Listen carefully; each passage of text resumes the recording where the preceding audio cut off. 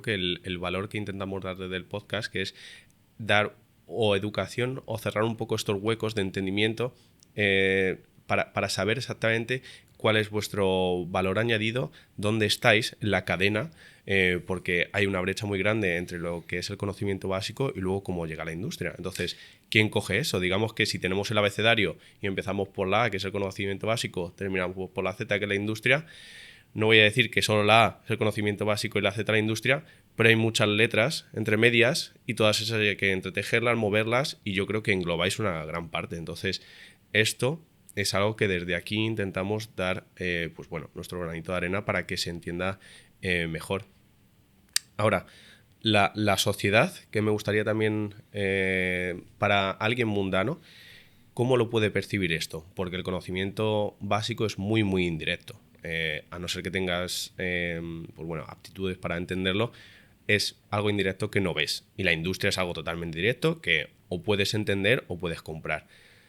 Para la sociedad, vosotros tenéis algo que digas, mira, sí, no es ni tan indirecto y tenemos cosas directas. Esto es lo que influye para vosotros. Entiendo que tendréis un montón de casos y ejemplos, pero para a ver si puedes también darle esa visión más mundana a los que nos escuchan.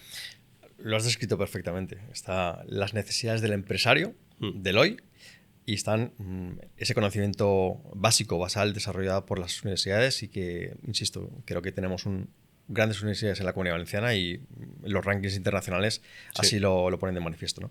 Precisamente ese gap intermedio es lo que somos nosotros, esa pieza de puzzle a la que aludía anteriormente, esa pieza necesaria para que ese conocimiento aplicado se genere a partir de la colaboración de los centros con las universidades, ese conocimiento basal, y ese desarrollo de conocimiento aplicado se convierta en soluciones inmediatas. Por ejemplo, durante el COVID se popularizó mucho la impresión aditiva, todo este tipo de cuestiones. Claro, eso nosotros llevamos trabajando pues más de una década sobre impresión aditiva en diferentes soportes, diferentes materiales. Como yo les digo a mis hijas muchas veces, mi trabajo consiste en trabajar en el futuro todos los días, ¿no? Para que cuando llegue un empresario, grande, pequeño, mediano, con un problema que le puede suponer el cierre de la empresa, el centro tecnológico tenga esa solución inmediata para atenderla hoy. No dentro de unos años, sino hoy. Porque yo llevo trabajando sobre esa solución 5, 10, 15 años. Eso es. Esa es la pieza del puzzle, ese es el trabajo del centro tecnológico. Ser las antenas tecnológicas de las empresas grandes, pequeñas y medianas para aplicar y proponer esas soluciones, esas mejoras competitivas en clave de I+D+I, en clave de tecnología, para que lo puedan aplicar. Es decir, los centros tienen más de casi 6.000 asociados, es decir, empresas que pagan una cuota todos los años precisamente para beber de esas fuentes del conocimiento, esa proximidad necesaria que les va a mejorar su competitividad.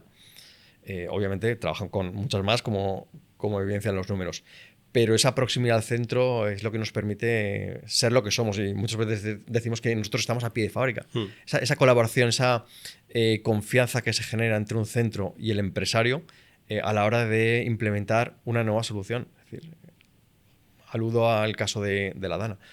Se están haciendo muchas inversiones. Sí. Ese asesoramiento entre el centro y los empresarios les permite hacer las mejores inversiones posibles ahora tras la Dana. No es lo mismo replicar y comprar la misma máquina que tenías antes del 29 de octubre a decir, aprovecho la inversión y le meto la tecnología necesaria para ser competitivo, porque esa reflexión y esa toma de decisiones para mejorar cuestiones concretas de la empresa es a lo que se dedica un centro tecnológico de nuestra red, y desde luego básicamente fundamentado en la confianza y la interacción entre el centro y la empresa.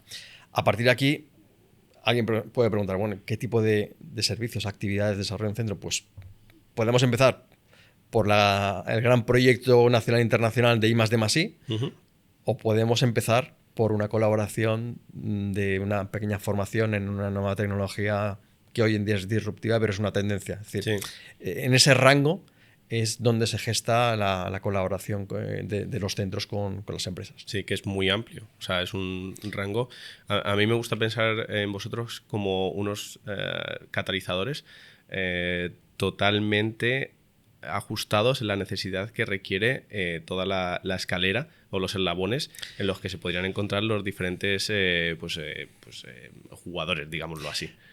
Te tomo la palabra. A mí me gustan mucho los símiles y obviamente como futbolero y futbolista frustrado que fui, me gusta utilizar mucho los símiles entre el mundo de la empresa, el mundo de la organización y un equipo de fútbol, ¿no? Para mí hay dos formas de atacar.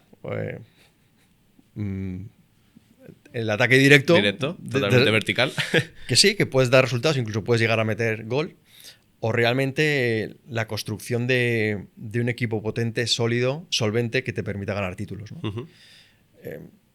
El Valencia del Piojo era un equipo directo y era espectacular, pero no ganaba títulos. Sí. El equipo de Albelda del Pipo realmente consolidó un centro del campo potente que lo que nos permitió soñar y disfrutar de ganar títulos al máximo nivel. Sí.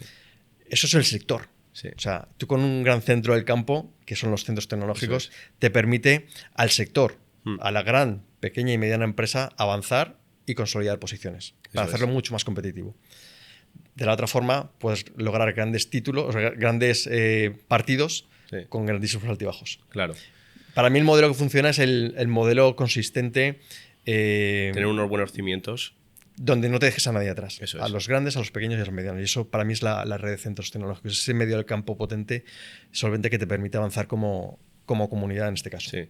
Que también incidir sobre todo en las medianas y las pequeñas, porque muchas veces pensamos en las grandes, pero oye, a la vista está de que al final las necesidades están para todos. Entonces... Efectivamente, en un entorno como el nuestro, donde pues casi el 99% es mediano y pequeño, pues obviamente ese es el foco inicial, el origen inicial de la red, y obviamente se siguen trabajando sobre estas.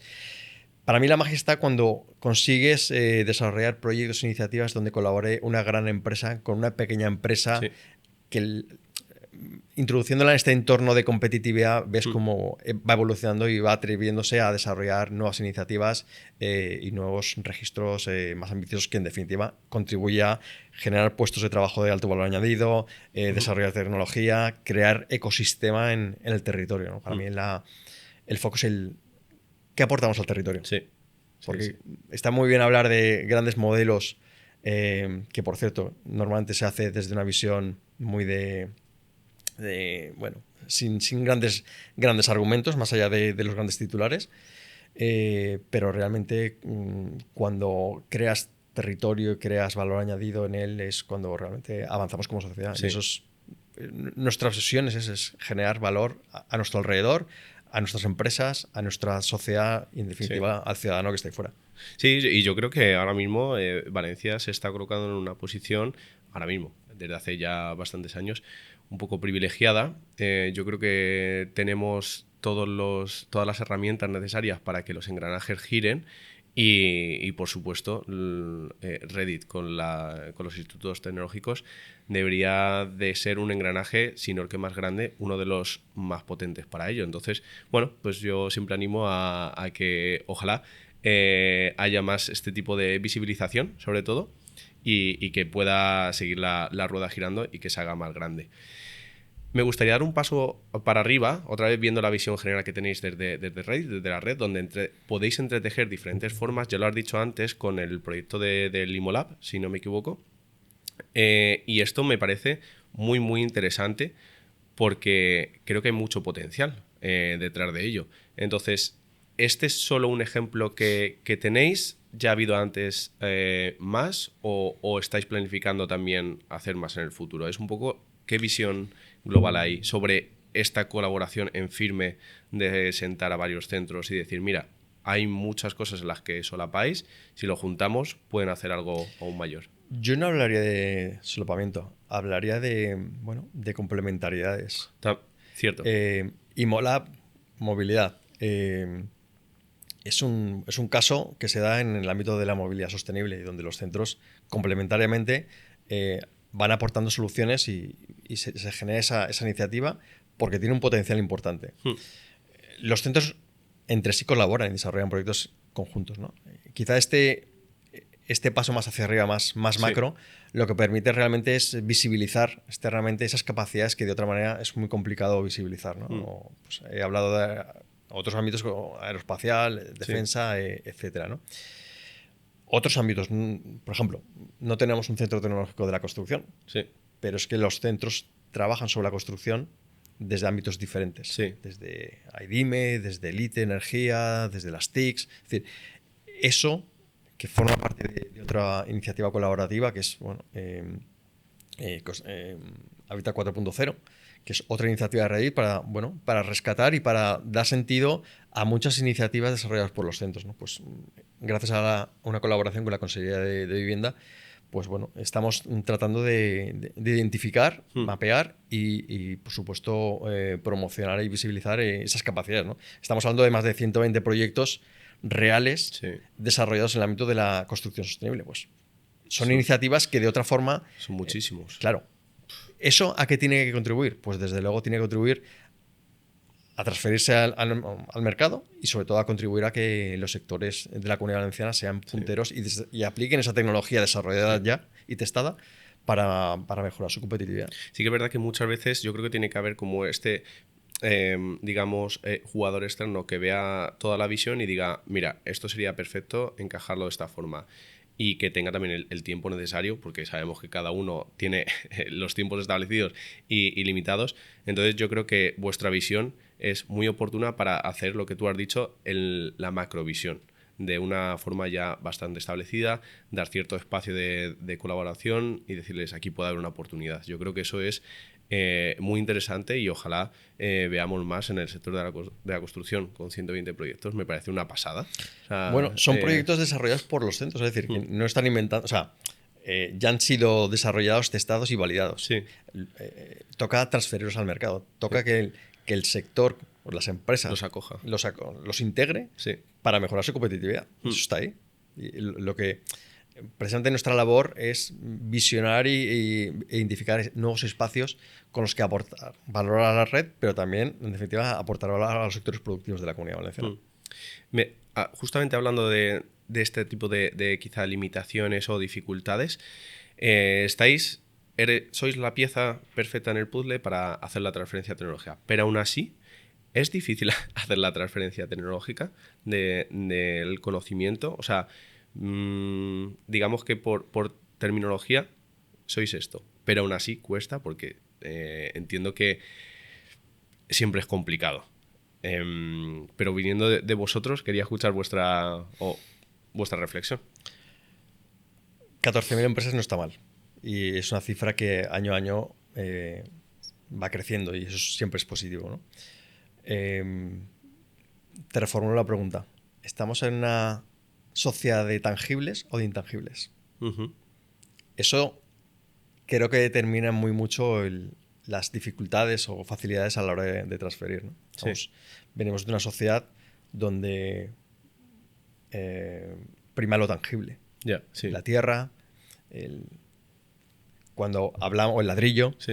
Cuando hablamos de mejorar la competitividad a través de la incorporación de intangibles, y no solo hablo de la I+D+I, hablo de la marca, la propiedad, obviamente cuesta, pero se está evolucionando positivamente. Cuesta porque es difícil verlo de primera vista. A ver, se está evolucionando positivamente. Desde luego, los cambios generacionales, desde luego, nos están ayudando a evolucionar y a crear otro tipo de empresas y de entidades que obviamente ven en estos factores ese elemento diferencial. Pero bueno, también hay que ver que el tejido, el tamaño de las empresas que tenemos en la Comunidad Valenciana pues también está dificultando, ¿no? Este tipo de cuestiones, pero no es determinante.